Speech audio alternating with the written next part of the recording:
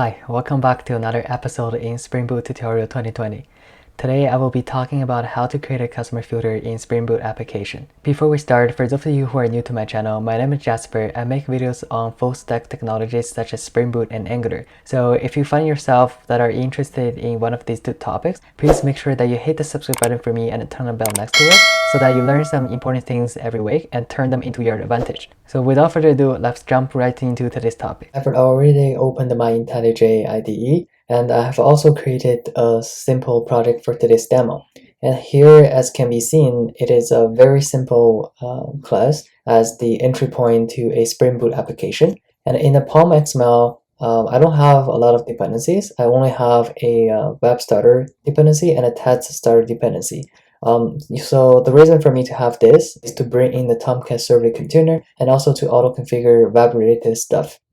Now, the first step for today's demo is I will create a controller which contains a few endpoints for us to hit during today's demo. So the controller I'm gonna create, I will just call it controller for demo.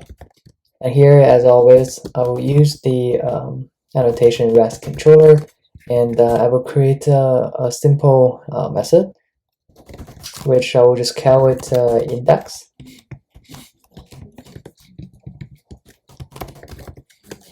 Then here I will just return a simple message, something like welcome to today's demo regarding creating custom filter in Spring Boot application. And I will need to use another annotation, which is get mapping. Then the URL path, I will just call it index.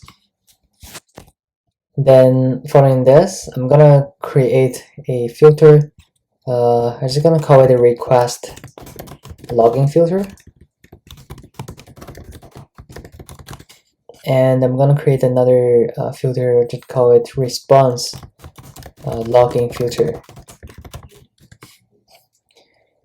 And the filter classes, they need to implement the servlet filter interface. So let's do that. Call it filter. It should be from the package JavaX servlet. We'll do the same thing for this other filter as well. Implement filter. Then we have to implement or override the necessary method because we have this red line here. I'm gonna do implement method. We need to implement the do filter method. And here, I'm just going to create a logger. So private static final logger, and the logger need to come from the slf4j package. The logger name is called log, and then do logger factory, then get logger, put request logging filter.class. And here I will just write a message called it log.info. Then I'm gonna put in request logging filter message. Then we'll do filter chain dot do filter servlet request servlet response. Then in the other filter, I'm gonna do the similar thing.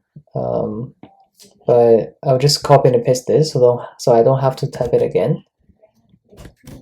And here I'll replace a request login filter with response login filter, and I will change the message to in response login filter. Then the next thing I need to do is to annotate the class with the Spring annotation component. And then annotate this also with the sim annotation at component. And at this point, you may wonder, hey, I have two filters now, and I can use this to register them in my Bean factory or Spring Boot application context. That part is pretty clear, but what's the ordering of them, right? Which one comes first? Which one comes after? Well, at this point, you don't really know, but you can really control it explicitly. So how to do it? Well, you need to use another annotation which is called order. Then, for example, we want this filter to come before the other response logging filter. Then we will write number 1. Then in the other filter, we will annotate this as well with order annotation, but we will write the number 2. So this way, when this filter is registered along with this other filter in this Spring application context, the first filter will be registered first, and the second one will be registered the second. Now, let's try to hit this endpoint, see what happens. So here we'll write localhost.8080, then write index, and as can be seen here, this is the message that we coded in the code here. And if we look at the log, we'll see that the 2 filters are indeed invoked, right? In request logging filter, in response logging filter, and the request logging filter is invoked before the response logging filter, which corresponds to our order annotation, right? Because request logging filter has order 1, response logging filter has order 2. This part is pretty clear. And just to demonstrate the order annotation really works, we can change the order on the request logging filter to 2, and the response logging filter's order annotation to 1. And then our anticipation is this log message should come before this other log message. Then let's run this application to prove this. Now let's refresh this page, then go back to console. Then here, as can be seen, yes indeed, the response logging filter comes before the request logging filter. So that means the order annotation really helps us to determine the ordering of the filters. Then the next thing I want to show you guys is how can you configure filter for specific URL pattern. Because as can be seen here in our previous examples, the 2 filters are invoked, good, but they are also applicable for all kinds of URLs, no matter which endpoint you hit. But most often, we might want to have filters that are only applicable for a specific URL pattern. So in order to do that, we need some additional configuration. Now to demo that, I will create another new filter. This time I'm just going to call it specific URL pattern filter. Then as you guys probably already know, you have to implement the filter interface. Then implement the method doFilter. Then here I'm just going to copy the logger from the other class so I don't have to type it again. Then I will change this response logging filter to a specific URL pattern filter. Then in the doFilter method body, I will put a log information log statement, something like in specific URL pattern filter.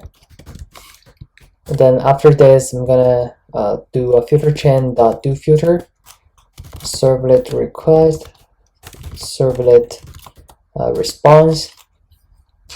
Then I'm not gonna use the add component annotation to register this, because if I do, then it will again be applicable for all kinds of URLs. And if we want to make this to be only applicable for a specific URL pattern, we can't use the add component annotation, and we have to register a filter registration bin in a Spring application context. So let's do that now. I'm going to use the add bin annotation, and I'm going to create a bin of type filter registration bin.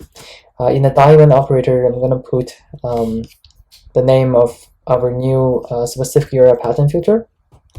So specific URL pattern filter. Then here I'll call it a filter. I'll call it specific URL pattern filter registration bin. Then I'm gonna construct a filter registration bin.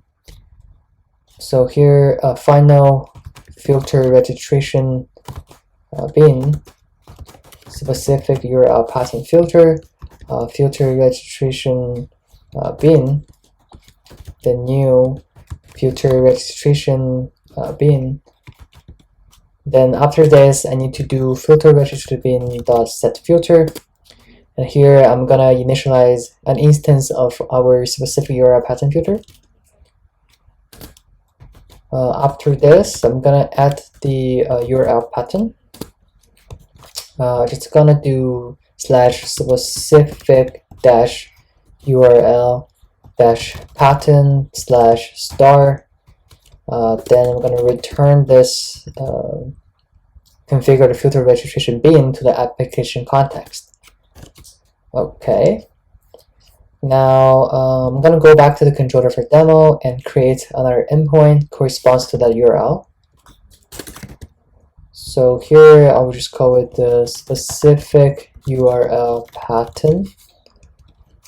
Then I'm gonna change this method name since it already exists in this class. I'll just call it specific URL pattern. Then the message, I'm gonna change it up a little bit. I'll just call it test specific URL pattern filter. Then I'm gonna run this application again, see what happens this time. Okay, so now if I refresh this page, as can be seen, the response logging filter and the request logging filter are there. Their log messages are printed. However, the specific URL pattern filter is not invoked. That's why we don't see this log message.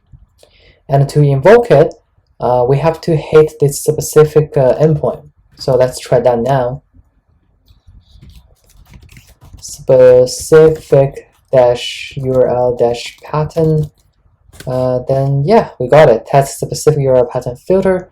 And then let's go back to the log. Then now you can see that we have this message here in specific URL pattern filter, which proves that in order to configure filters specifically for a URL, you can't use the add component annotation, but instead you have to register a filter registration bin in the application context. So with today's video, I hope it really helped you to understand how to create a custom filter in Spring Boot application.